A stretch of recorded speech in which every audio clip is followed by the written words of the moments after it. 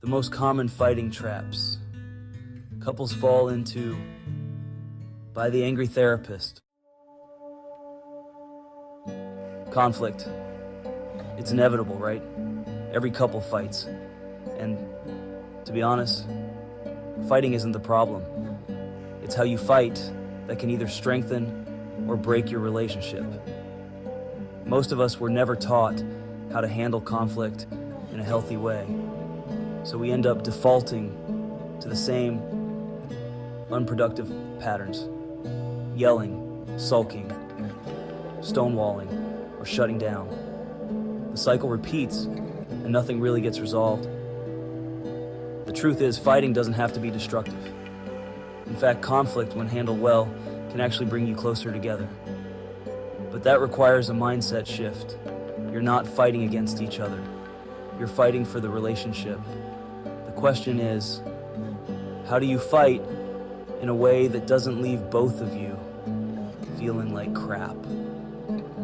I'm not saying you're never going to feel hurt or angry during an argument. You will. But the key is making sure that those feelings don't lead to further damage. The most common mistakes in fights. Before we dive into how to fight better, let's look at the mistakes most of us make during conflict. Here are a few of the common traps couples fall into. Fighting to win. If your goal in a fight is to be right or to win the argument, you're already losing. A fight isn't a competition, and treating it like one will only escalate things. The moment you make it about winning, you stop listening to understand. The result? Your partner feels unheard and defensive, and you end up further apart than when you started. Remember, the goal should always be resolution, not victory. Bringing up the past. This is a classic move in arguments. You bring up every grievance from the past to stack the deck in your favor. But guess what? Rehashing old fights or digging up past mistakes only diverts attention from the issue at hand. It creates a laundry list of complaints that makes the other person feel attacked and overwhelmed. If the past issue has already been addressed, bringing it up again doesn't help. Focus on the current problem. Shutting down. Some people, when faced with conflict, just shut down. This is what's called stonewalling, and it's the emotional equivalent of slamming a door in your partner's face. When you refuse to engage in the conversation, you're essentially saying, "I'm not willing to work through this with you." It leaves the other person feeling powerless and abandoned in the argument. Getting defensive. Defensiveness is a natural reaction when we feel attacked, but it's also one of the fastest ways to derail a productive conversation. Instead of addressing the issue, defensiveness shifts the focus onto protecting yourself, which means the actual problem goes unresolved. It's a shield that blocks any real progress. Personal attacks. When things get heated, it's easy to slip into personal attacks. You go from addressing the problem to attacking the person. You're so selfish, or you never think about anyone but yourself. These kinds of statements don't lead to solutions. They lead to hurt feelings and resentment. The more you attack, the more the other person pulls away, and that's how emotional distance grows. So, how do you avoid these common pitfalls? How can you turn conflict into something that actually strengthens your relationship rather than eroding it over time? Here are some strategies that have worked both in my personal life and in the lives of the couples I've worked with as a therapist. When your partner is speaking, your job is to listen, not to formulate your rebuttal. It sounds simple, but in the heat of the moment, most of us listen just enough to gather ammo for our next point. This is a losing strategy. Instead, focus on truly understanding what your partner is trying to say. Ask questions if you don't get it. Clarify. Paraphrase what they've said to make sure you're on the same page. This shows them that you're engaged and genuinely care about resolving the issue, not just defending yourself. Express, don't attack. There's a big difference between saying, "I feel hurt when you don't listen to me," and "you never listen. You're so selfish." One invites dialogue, the other invites a fight. The key is to stick to your feelings instead of making accusations. Use I statements instead of you statements. This helps your partner understand how you're feeling without making them feel like they're being attacked.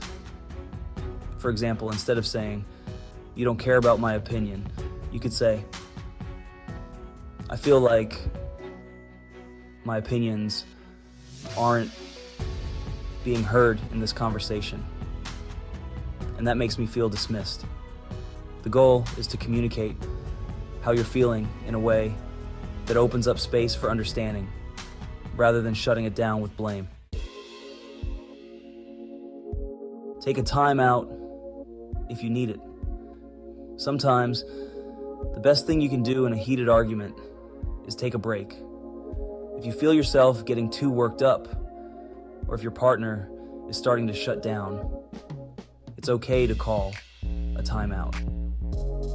This doesn't mean avoiding the issue, but rather giving yourself some space to cool down so that you can approach the conversation with a clearer mind. The trick to this is agreeing on a specific time to come back to the conversation. It could be 20 minutes later, or it could be the next day. But it's important that you don't leave the issue unresolved indefinitely. Let your partner know that you're stepping away to regroup and that you'll be back to finish the conversation. Sesame, own your part. Now, no one is blameless in a fight. It's easy to point fingers and place the blame on your partner, but real growth happens when you're willing to own your part in the conflict. Ask yourself, what am I contributing to this problem? Maybe you've been short with your partner lately because of stress at work, or maybe you haven't been as present in the relationship. Whatever it is, acknowledge it. Owning your part doesn't mean taking all the blame. It just means being accountable for your contribution to the problem. When both people are willing to take responsibility for their actions, it creates a space for healing. It shifts the conversation from blame to problem solving. Look for solutions, not scapegoats. The goal of any conflict should be to find a solution, not to assign blame.